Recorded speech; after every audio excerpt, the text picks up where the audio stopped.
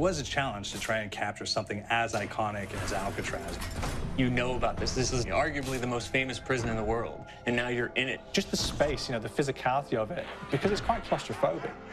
When modern-day prisons are designed, they really consider not intimidating people or making the spaces, as least stressful as possible. Well, Alcatraz didn't suffer from those restrictions. They did the research, they went out, studied Alcatraz, not just from books or internet. They were actually there to feel the environment, so it really sets a mood that gets you a little spooked. Well, we kind of started with the base layout of Alcatraz. The entire island we ended up roughing out in kind of a white box form, and then figuring out what play spaces we wanted to use out of that, what would be the most interesting areas to play in, and the connections between spaces, and spaces that the public doesn't necessarily get to go into. We really did a lot of pushing to really enhance that psychological horror aspect that we're really looking for. And this is a really good opportunity to really tell something special. Like I got stuck right through the gates to hell!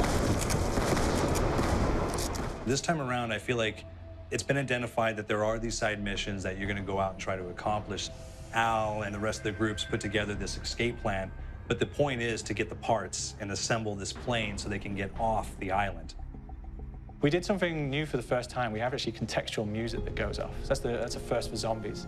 And it's all based around this horror thriller aspect. Every location will have a specific stinger that you hear when you find it, when you discover it, when you start unraveling the story. We start building on the music that you're hearing, and it's really enhancing that experience and going along with it in parallel.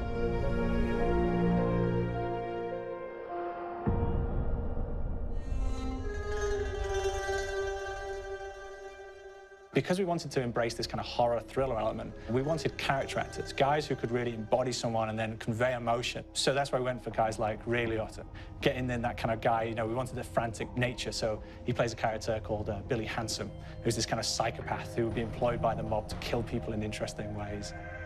Chaz Palminteri, he plays a guy called Sal DeLuca, an old mob boss. Michael Madsen playing Finn O'Leary. He's kind of worked himself from the floor, from the streets. He's got his hands dirty in the blood and the guts a couple of times. And then we had Joe Pantoliano, and he plays Arthur Arlington, who's nicknamed the Weasel. Those guys, they bring a quality and a subtlety and timing that you can't really identify or try to recreate. Bring it on! Reserve tracks! You start off in the afterlife mode, and that's just going to be what's going on. You're going to try to solve the mystery from the second you start. Afterlife, to me, brings a new element, like a new puzzle element. It forces me to think a little bit more or look for the clues or kind of think of zombies on a slightly deeper level.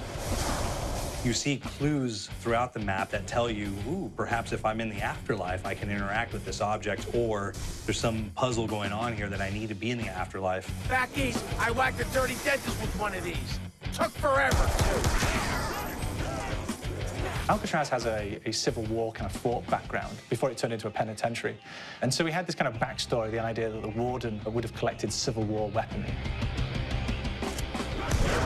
And one of them is a blundergat. It's a fictional weapon, but the idea of the combination between a blunderbuss and a Gatling gun. And possibly, there might be a way of upgrading it to a more fantastical weapon that the players may find.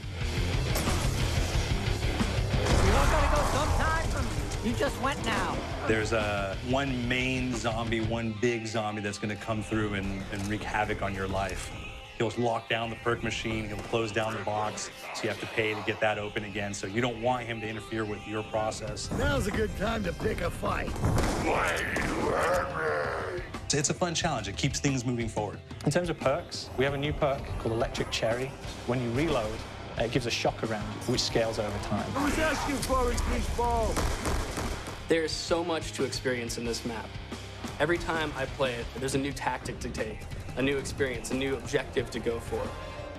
But there's also this layer of things that we aren't exactly exposing to the players right off the bat and will need to be discovered. Don't let me go. Is it the calling we hear?